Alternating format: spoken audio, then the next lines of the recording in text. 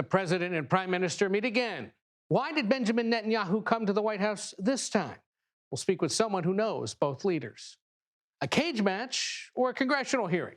The Attorney General spars with Democrats and Republicans over her oversight of the Epstein affair. We'll share the blow-by-blow. Plus, our conversation with the Buddhist monk who led a 109-day walk for peace to Washington. His tips on having a more peaceful day.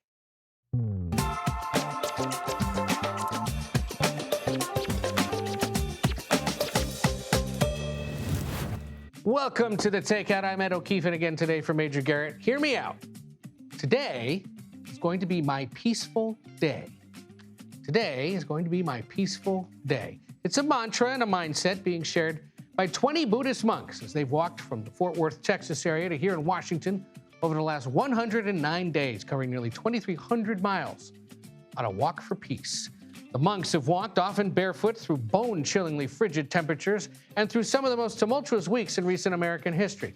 So it may be hard to absorb and even think about the concept of peace at times like these, but the Venerable Bhikkhu Panyakara wants you to try. We spoke with him earlier today before he led the final full day of walking. The day began on the campus of George Washington University, and we sat with him in the campus gym where we worked out his concept of peace. At the end of the journey, what do you hope to have accomplished? That people will live in harmony, unity, and live with mindfulness so that this world will become a better place for all people to live. And the message, the key that I always share, that I always talk about, that is mindfulness is the only way for us to have peace for ourselves. Peace always begins from with ourselves. It's not the world peace out there. No one can change this world. But together, all people and all the venerable monks are walking together on this journey, this path. We can make a difference, we can change. And that is my hope, that people will live in peace, harmony, and unity. That was their rescue dog, Aloka, by the way, in the background running around. Maybe you've heard about this Walk for Peace, seen it online, as it snaked its way from Texas into Mississippi, Georgia, and points north. Panyakara said it didn't hit him how it was resonating with fellow Americans until crowds spontaneously started showing up along the route in Mississippi and Georgia.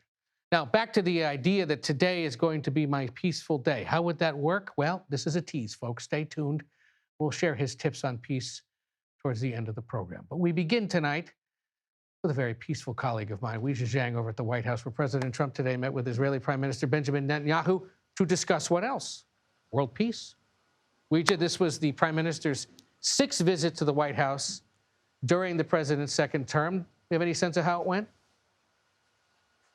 Well, Ed, you know, we know that they met for 3 hours here in the Oval Office, and it's a little rare not to see these particular two foreign leaders during any of that, but we did not. He did not open up the meeting during any part to the press. Perhaps that's because they typically do that when there's a deliverable, when there's something announced, and the president made clear in a very detailed readout himself that nothing definitive was reached after this meeting, except for his own insistence that negotiations continue with Iran, because, as you mentioned, he wants to be the ultimate peacemaker in chief. He wants there to be a deal with Iran. He says that he let the prime minister know that that will be the preference. But, Ed, he also went on to say what happens if that doesn't happen. And he mentioned Operation Midnight Hammer, which was, of course, that stealthy operation by the U.S. military to take out most of Iran's nuclear capabilities. And the president, not only today, but in the past, has said, don't test me, don't call my bluff, because I will act on it. So that is, again, what he is saying here, that there could be consequences if a deal is not reached. You know, the U.S. and Iran held talks through a mediator last week, and that's ostensibly part of why the prime minister was here today, to have some influence over the U.S. side of this. Do we have any sense of when the U.S. and Iran may talk next? So the president says in an Axios interview that the second round of those talks will be sometime next week, Ed. But even though they're talking, what we don't know is how much substantial progress they're actually making. toward an agreement. And of course, that's what matters, because parallel to that, the president not only continues to make clear that other military options are on the table, but he also said during this interview that he could send a second U.S. Carrier fleet over to that region in the Middle East in case military action is required. And so while he continues to signal that he wants to find a diplomatic off-ramp, he's also preparing in case that doesn't happen. Ed. All right. Weijia Jiang over at the White House starting us off tonight. Weijia, thank you so much. Earlier, I spoke with the brother of Israel's current president and the former Israeli ambassador to the United States, Michael Herzog, about Netanyahu's visit and more. Ambassador Herzog, thank you so much for joining us. In the wake of his meeting with Prime Minister Netanyahu today, President Trump signaled his preference is to continue trying to work out a deal with Iran. Ideally, what would that look like to Israel? Or are we at a point where there's perhaps no preference for conversation with Iran? So Israelis understand that diplomacy is the first preference of President Trump and respect it. From an Israeli standpoint, any deal with Iran should be a strong one because Israel believes that the U.S. has strong cards. Iran is as weak as we can remember. And Israel would like to see any deal effectively block Iran's pathway to a nuclear bomb. That means shipping out all the 60% enriched uranium, no enrichment on Iranian soil, and intrusive inspection. But on top of that, Israel also would like to see the inclusion of the Iranian missile program in any deal, mainly limitations on the number and on the range of Iranian missiles who could threaten Israel and Europe. And to the extent that that is not included in a deal, and President Trump, by the way, made reference to this when he talked about the deal, but if it is not included, at a minimum, Israel would like to maintain its freedom of action against that emerging threat, because we see Iran really speeding up its missile program, developing it to a point where they can overwhelm Israeli defenses. So that's a focal point as far as Israel is concerned. I believe the chances for a deal are not very high because it is difficult to see Iran conceding to the American terms. But I think President Trump is correct in giving it a chance. When you, by the way, for the uninitiated or those that don't follow this as closely, when you talk about the missile program, you're talking about the ballistic missile program, not a nuclear missile program. I'm talking about the ballistic missile program, which is the main focus for Iran since the war, and they've been really building up their arsenal in a very dangerous way. Right. President Trump has also pushed back against the idea of Israel expanding its presence in the West Bank. Wouldn't that expansion jeopardize the ceasefire with Gaza anyway? Why continue pushing for that, especially if the president continues signaling the United States couldn't support it? So, as you know, there are pressures from within the Israeli government there have been pressures to formally annex the West Bank. And President Trump pushed back against it at the time, so the government refrained from doing that. But the recent decisions taken by the cabinet are kind of a de facto annexation of some parts of the West Bank. And I don't know if this came up in the conversation between the two leaders, but if it did, I assume that President Trump articulated his opposition to those measures. Later this month, there's expected to be a meeting here in Washington for this so-called Gaza Board of Peace. We still don't know everyone attending. We still don't entirely understand the scope of what this board is going to be in regards to Gaza, let alone to the rest of the world, because the president has said he could see it one day dealing with other global crises. Do you have confidence in the president leading this group and in it potentially being effective at all? So Israel formally joined the Board of Peace. The Prime Minister signed up to it. But here in Israel, most people are skeptical that this could effectively lead to the disarmament of Hamas and demilitarization of Gaza. It is still not clear how this is going to come about, because no external force is going to confront Hamas and disarm Hamas, and Hamas is not going to disarm voluntarily. I understand that the idea is to push Hamas through diplomacy to agree to some kind of disarmament, but I think most Israelis feel uncomfortable with that. So we just have to wait and see. All the institutions which are supposed to be established by the 20-point Trump plan are now only in the budding. So it'll take some time before we have effective forces on the ground. In the meantime, Hamas controls about 50% of Gaza in a very effective way. Right. Well, Ambassador Herzog, we could go on for a very long time. Unfortunately, we cannot today, but we appreciate your perspective. We know you'll be back to talk about us, to speak with us as events continue to unfold. Thanks again for your time.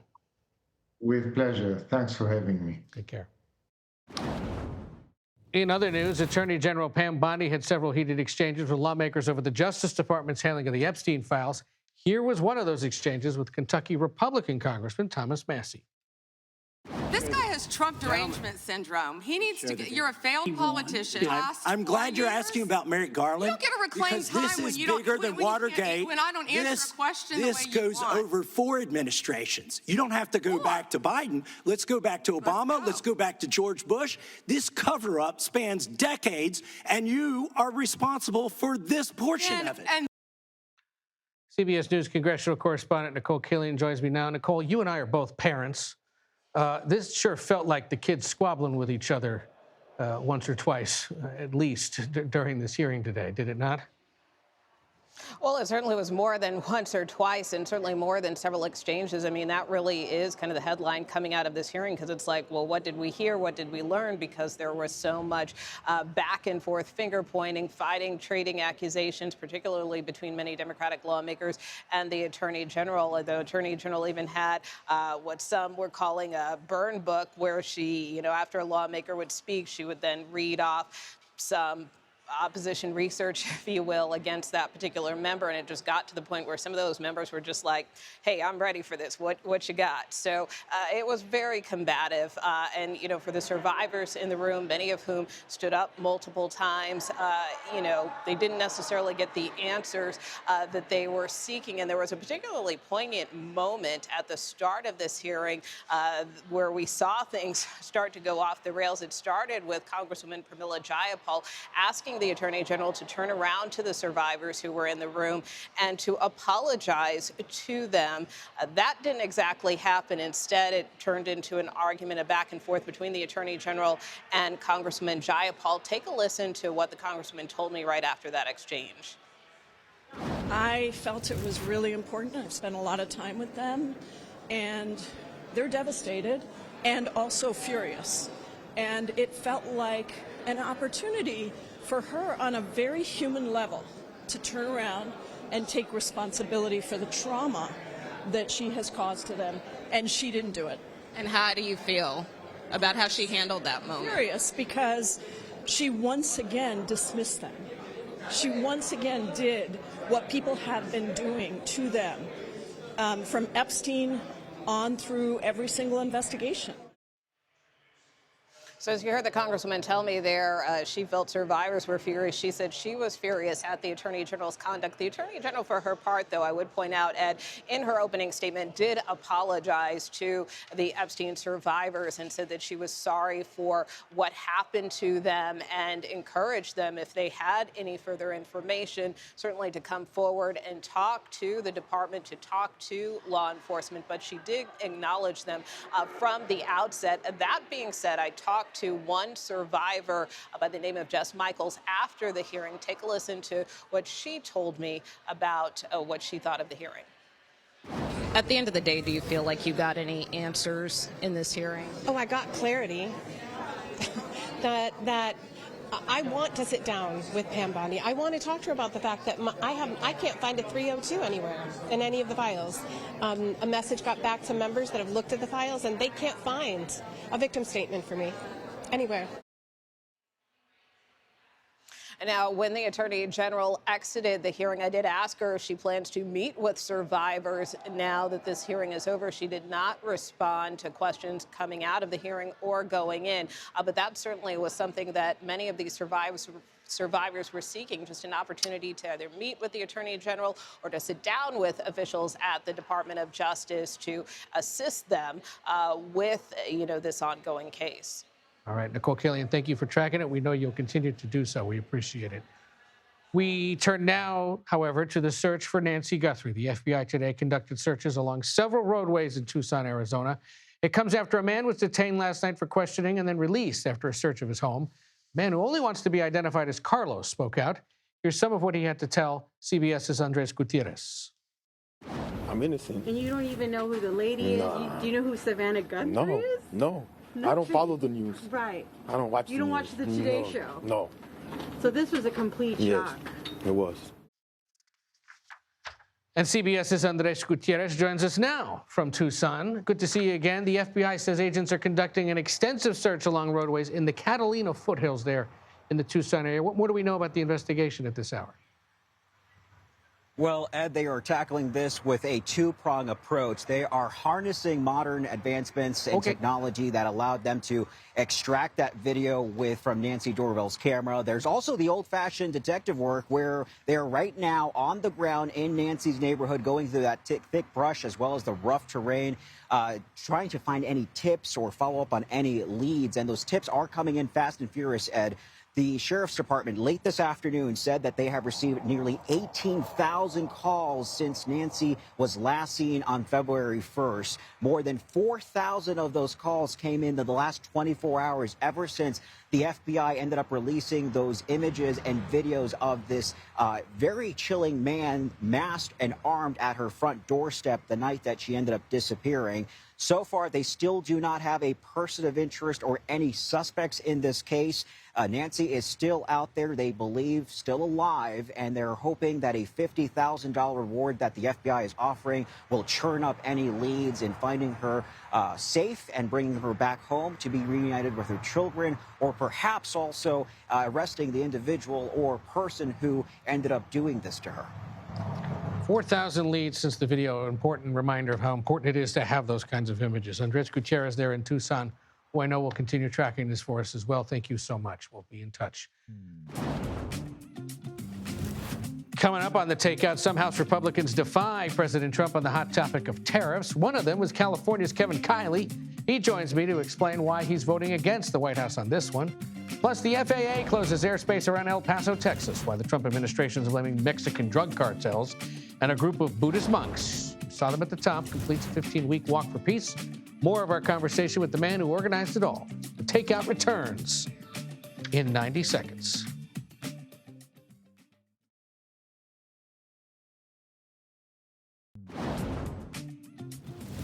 Welcome back. 3 House Republicans have helped thwart a White House push to block lawmakers from voting on resolutions designed to object to the president's emergency tariffs. The procedural measure failed 217 to 214. Last night, the GOP defections came despite the White House and Speaker Johnson's attempts to contain GOP unrest over the administration's trade war. Among those who voted with the Democrats and flouted the Speaker's warnings, California Republican Congressman Kevin Kiley, good friend of the program, who joins us now from just off the House floor. Congressman, good to see you once again. Why did you vote against this measure? Well, ultimately, this was an attempt by the House leadership to take power away from members. Under existing law, it is the prerogative of any member of the House, at the very least, to be able to bring up a particular tariff under this statute for consideration, to debate it, and for the House to weigh in. And the leadership was using this very bizarre accounting trick to try to prevent that from happening and to keep this power for itself. So that first and foremost was a big problem for me, is this attempt to reduce the power of members of the House. And then this is also, just authority that the House of Representatives has under Article 1 of our Constitution. And I think that, it's important in our system of checks and balances that we protect the powers that belong to our branch of government. Well, the underlying issue is this idea of voting against or in opposition to the president imposing tariffs on Canada. That vote is scheduled for tonight. How are you going to vote? Well, I'm looking at that one closely, and I think that you're likely to see a number of people who object to this on both sides. I think that that's not necessarily going to be the case for each and every one that's considered, though. I think that each presents its own arguments for and against, its own nuances. And so, the point of my decision yesterday was that we should have these debates. Let's have the discussion. Let's do so in front of the American people. That's what, representative government is all about. So wait, are you a vote no, hope yes kind of guy? Or what on earth could you possibly still need to know with a vote just minutes away about whether or not to vote for or against tariffs on Canada? Oh, no, I've decided how I'm going to vote. I'll be going out and voting in a few minutes here, and you'll see how it goes.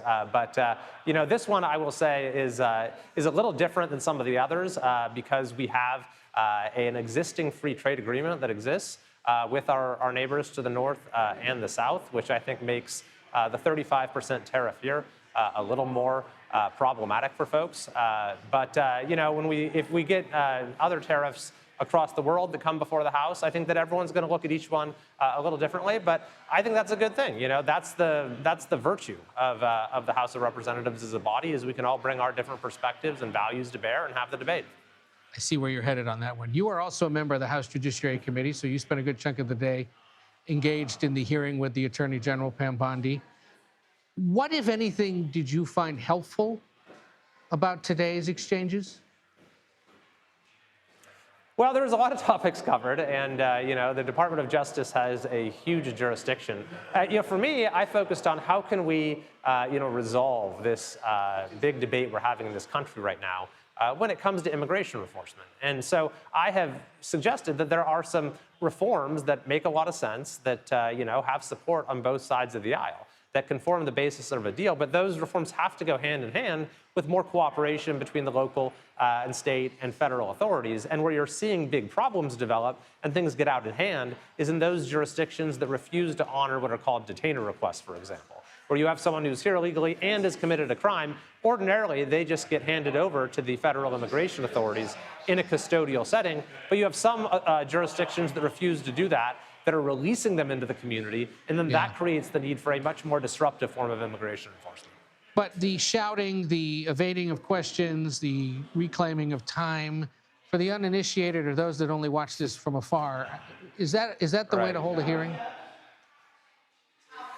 It's not that unusual to have this sort of, confrontational back and forth. We saw it a lot during the Biden administration with some of the cabinet secretaries there, and we've seen it here. And, there is an inherently adversarial nature to this. And I know people watch this and they say, well, why are you interrupting all the time? Is that a little rude? But then you only get 5 minutes, and so you kind of have to. It would be nice if we could have these hearings take place with a somewhat higher level of decorum. But, when you're talking about issues that people feel passionately about, then sometimes things do get a little tense.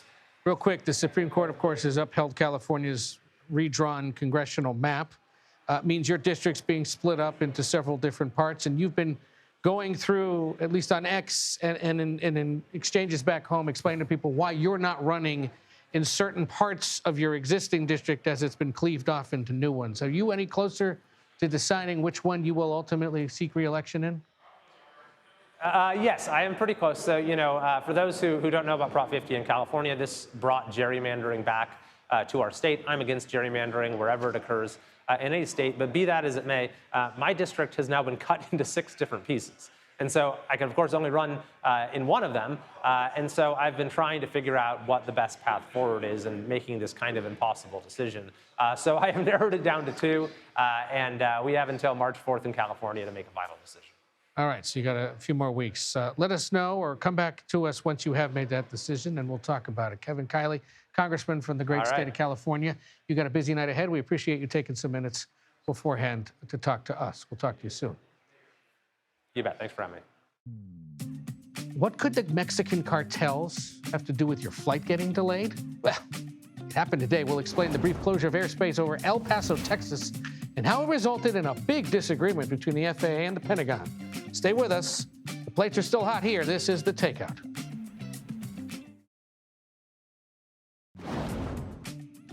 Welcome back to The Takeout. You may have seen earlier this morning the airspace over the El Paso, Texas airport was closed. Well, now it's reopened after the FAA temporarily closed it. Officials announced a 10-day closure overnight because of, quote, special security reasons. But then flights were allowed to resume just a few hours later. Sources now tell CBS News the disruption was actually because of a disagreement between the FAA and the Pentagon over drone-related tests.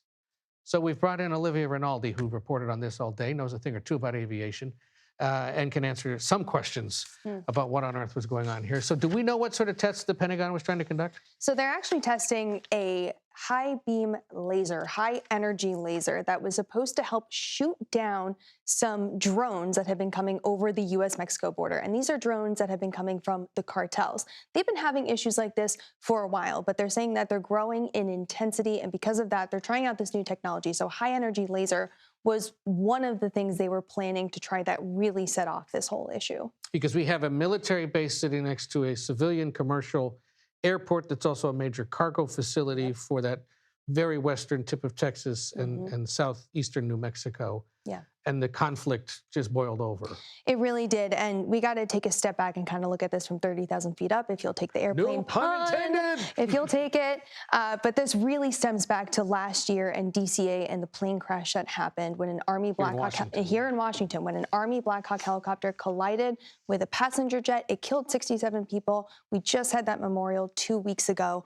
And so there's still a lot of tension between the FAA, Department of Transportation, and the Pentagon. They kind of feel like the Pentagon doesn't always let them know when they're planning to do things that could impact civilian aircraft. I'm thinking of Venezuela earlier in January, when they did not reopen that airspace for several days because the Department of Defense was not telling the Department of Transportation whether they were done conducting exercises. So they've been really in the dark. This boiled to a point, though, last night where they were planning to try these new high-energy lasers. I suspect that the FAA was arguing with them about whether this would be safe to do in that airspace. And essentially, we found out that Brian Bedford, who is the acting administrator of the FAA, said, no way, 10-day no TAM, which is unheard of, unprecedented in peacetime. So he knew it would get attention, in essence. Absolutely. And the fact that this was resolved just before 9 a.m. Eastern, 8 a.m. Out in El Paso, signaled how quickly that's right, Mountain Time. That's how big Texas is. Yes. Multiple time signaled zones. How quickly it got the White House's attention and basically told these guys to sort it out. And it happened at such an interesting time because it started at midnight, right? So no one's really flying in at midnight, but they do start to get those flights going in the morning, in the early hours around 7 a.m. So just a handful of flights were canceled, but it was enough time for the airlines, FAA, Department of Transportation, and certainly the White House to go, wait a second, what is going on here? Right. We're told there was a meeting at the White House this morning with Chief of Staff Susie Wiles.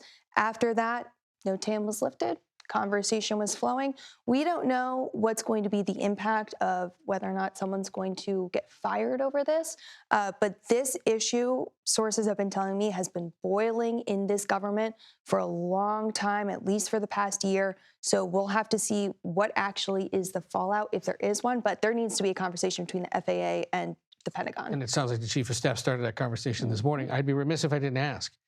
Is it safe to fly right now? It is safe to fly right now. It is always safe to fly. We are one of the safest countries in the world. Even into El Paso, DCA, Burbank, the places where there's conflicts. You know what? Because you'll have people in this government who are willing to put the safety of Americans flying in civilian aircraft before testing a new high-energy laser. All right.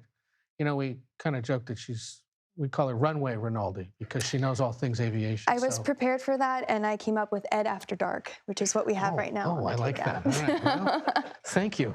Olivia, thank you for being here. We appreciate it. Absolutely. Members of Congress are making their way to the Justice Department to view the unredacted Epstein files.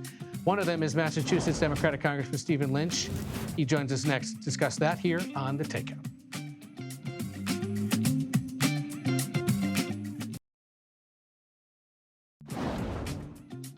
Welcome back. Bill and Hillary Clinton are pushing to make public their testimony scheduled for later this month to the House Oversight Committee on what they know about Jeffrey Epstein. They've agreed to testify to the panel to avoid criminal contempt charges. committee's Republican chairman, James Comer of Kentucky, is planning for their testimony to be held behind closed doors and is accusing the Clintons of trying to, quote, muddy the waters. Massachusetts Democratic Congressman Stephen Lynch joins me now. He sits on the Oversight Committee, but he's one of those 9 Democrats who actually voted to hold the former president in contempt of Congress if he didn't show up. Congressman Lynch, longtime member of the Oversight Committee. He was on the Oversight Committee when I was a young Washington Post reporter who covered that panel, so we go way back. It's good to see you, sir.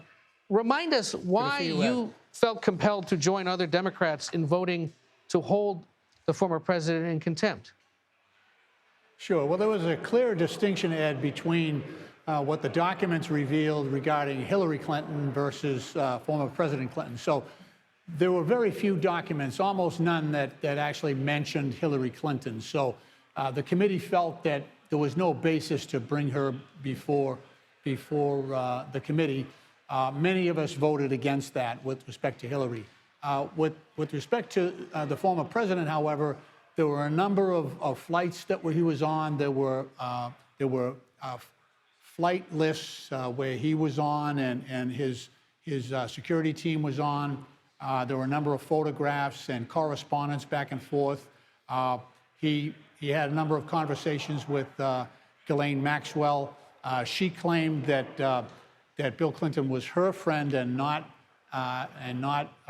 connected with Jeffrey Epstein. So there was enough there that we felt that President Clinton at least had an opportunity to observe both Epstein and especially Ghislaine Maxwell during a time when this network was ongoing. There were no allegations by the witnesses or by anyone at this point that there was any wrongdoing on the part of the former president. However, there was clear evidence that he had an opportunity to observe, and that's why the committee felt that it would be good to ask him some questions to see if he might be able to give us some more information that might lead to other people who were involved in this. Should his testimony, though, be held out in public so that we can all see it? I think his wishes should be granted. However, he would prefer that his testimony. We just want the information, right? That's from the committee. However, we get it is, we're agnostic as far as that goes. The president feels that if he doesn't, from I heard his statements, and apparently he feels that if he does it in private, that the Republicans may use things out of context, and he would rather have a public hearing where people hear the whole testimony. So I can appreciate that. However, the bottom line for us is we just want any information that he might have that could be helpful to the investigation. We've had some suggestions by fellow Democrats, including those who agree with you that he should testify. The part of the reason Republicans don't want him to testify publicly is because he's a pretty good partisan and might school these Republicans and publicly shame them for continuing to use congressional time and taxpayer treasure to focus on this when he would argue at least he is not someone who should be investigated, but in fact many other individuals and many other names that haven't even been revealed yet. That's correct. That's fair enough. I mean, he has shown the ability to defend himself. And like I said, there's no evidence of wrongdoing on his part. And yeah, it would give him an opportunity to fight back against any unfair questions or any inappropriate suggestions. In our remaining moments, you have been one of those lawmakers who's made it over to the Justice Department to start reviewing the Epstein documents that apparently are available to lawmakers on just 4 computers. What have you seen so far? What else are you hoping to see? Well, we are able to view the unredacted documents and then review the redacted documents. So we can see where the FBI has deleted the names of co-conspirators and others who, they're clearly identified. There's a description as what their involvement was. So there's a lot there, and I'm stunned that there were no further prosecutions of some of these people, and that Todd Blanche says, there's nothing else to be seen here. I think there's a lot of investigation, and I've only had 1 day of reviewing the documents, but I've seen enough to believe that there are a lot of people who were part of this, and we need to speak to some of the witnesses who are available and get to the bottom of this. We promised these young women justice, and we should be diligent about our efforts to do so. But when you go home to the greater Boston area, maybe you're in Quincy or Brockton or Hull. That's right, I looked at the map. How does Epstein come all up, great if at areas, all? by the way. Yes, I've got family there myself. But how does Epstein come up, if at all? Well, you know, we do hear, look, everybody's got daughters, so they can appreciate how a young teenager might be swept up in this. You know, these are very powerful individuals. You know, Epstein was a billionaire, and that whole crew and the network here, there's a personal connection for some families. You know, there are even some of the women here in Congress who have had similar experiences of abuse, and so there's a lot of passion behind this investigation. So it's important that we follow this through. All right, Congressman Stephen Lynch of the great Commonwealth of Massachusetts, thank you for spending a few minutes with us in between votes tonight. We appreciate it. We'll talk to you again soon. Thank you, Ed. All righty, take care. Demanding peace from Texas to Washington, D.C. Buddhist monks complete their 15-week walk. Next, my conversation with the man who organized the trek, right here on The Takeout.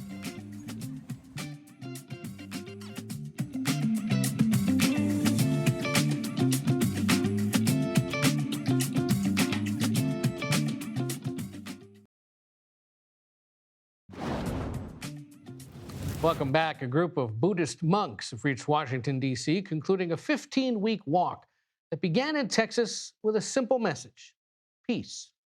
The trek began October 26th and covered about 2,300 miles.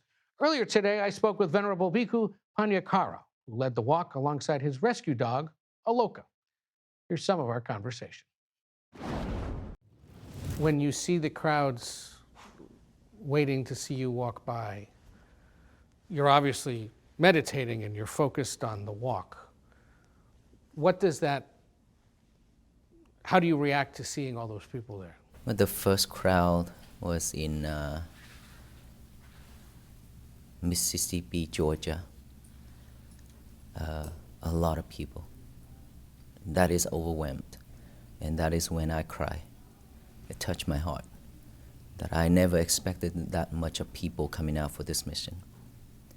But so many people coming out to greet us and to wait for us hours. And seeing that, it just really touched my heart. And then it tells me that I have to choose the right path and the right thing to do to support the people.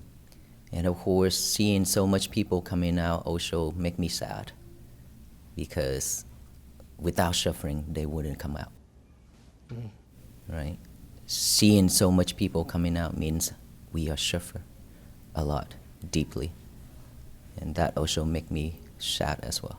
Since you've begun this journey, there have been so many examples of violence, of disunity, of a lack of harmony, certainly in this country and around the world.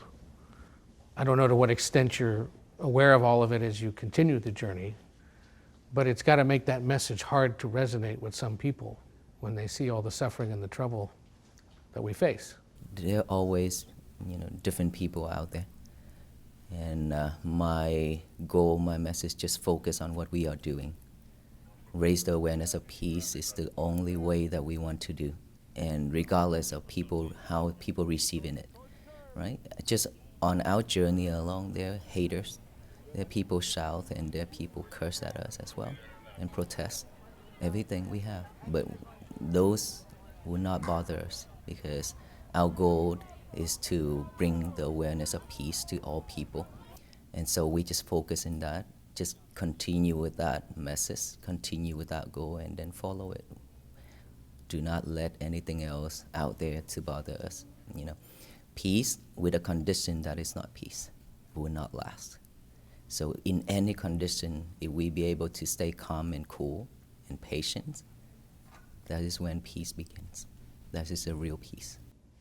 Can peace be achieved in such a broken world? It is possible. Like these days, from Texas to here, I always say that peace has begun, has bloomed, because everywhere we go now, people just lining up on the street and gathering to support this mission and to walk with us in spirit. Millions of people now, not just 1,000 or 100,000, millions and millions of people joining this, and they actually practice. That just the message that that I share within every talk. Today is going to be my peaceful day. Just write that down on the piece of paper and a pen with the pen. Today is going to be my peaceful day. Yes, in the morning when we wake up, just get a paper and a pen, write down. Today is going to be my peaceful day. Be mindful with it throughout our day. Do one thing at a time. Do not multitask. And be mindful with it. Do everything within that day to make your day peaceful. And of course, when we react to anything that is coming to us, we ruin our day. Right? With that message along, if all the people in this world are doing together and saying that together to spread that to the universe, this world definitely will change, because there will be no hate, no anger, no delusion, no greedy, no nothing. Just peace, message, compassion, and loving kindness. I truly believe this world will be changed by the power of all people together. Would you ever take this walk again? People ask me a lot about this too. Yesterday as well, that I say I don't know. After finish this journey in DC, then we still have a lot of things to handle, to take care of. But if we have another chance, of course we would, because it definitely, obviously, it brought a lot of joy to the people and support them and help them in some ways. So it is benefits to many people. And if we do have a chance, we definitely will. That does it for the Takeout today. Our thanks again to the monks. May you have a peaceful day. And as you do, stay tuned, because the Daily Report is coming up next.